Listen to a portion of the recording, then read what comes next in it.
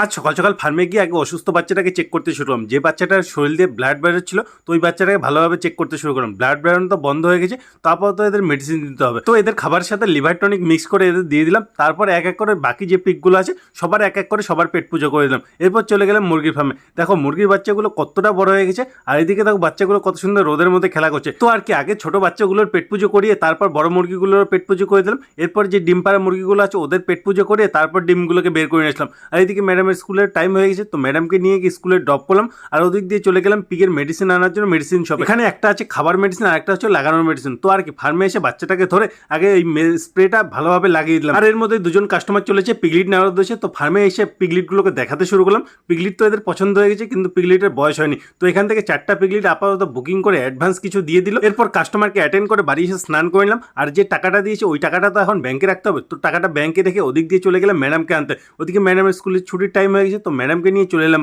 বাড়ি এসে দুজনে মিলে আগে এসে পেট পুজোটা করে নিলাম। আর এর মধ্যেই চলে এসছে অর্ডার। কয়েকদিন আগে যে মাল্টিকার্ড নেপিয়ার গাছের অর্ডার করেছিলাম, তো ওই গাছের ঘাসগুলো চলে এসছে। তো এখন এই স্টিকগুলোকে ভালোভাবে সর্টিং করতে হবে। যেমন এই স্টিকের মধ্যে যেমন কোনো গিট নেই, আগে পেছনে কোন দিক দিয়ে শেকড় বেরোবে ওটার কোনো জায়গা নেই। তো এই স্টিকটা কোনো কাজে লাগবে না, তো এটাকে সর্টিং করতে হবে। আর একটা স্টিক দেখো, এটার মাঝখানে গিট আছে, এটা দিয়ে শেকড় বেরোনোর চান্স আছে। আর একটা স্টিক দেখাচ্ছি, এটার মধ্যে দেখো দুটো গিট, একটা হলে নিচে মাটির নিচে যাবে যেটাতে শেকড় বেরোবে, আর উপরে যে গিটটা আছে ওটা দিয়ে ঘাস বেরিয়ে যাবে। তো এটা হলো পারফেক্ট। তো এগুলোকে শর্টিং করে নিলাম। এখন এই শর্টিং করার যে গাছগুলো আছে এগুলোকে থার্মোকলের বক্সগুলোর মধ্যে সবগুলোর মধ্যে 2-4টা করে রেখে দিলাম। আর যে বাকি গাছগুলো আছে এগুলো কোনো কাজের না, এগুলোর থেকে আর গাছ বেরোবে না। এখন শুধু কিছুদিনের অপেক্ষা, তারপর দেখা যাক এটার থেকে কিরকম গাছ বেরোয়।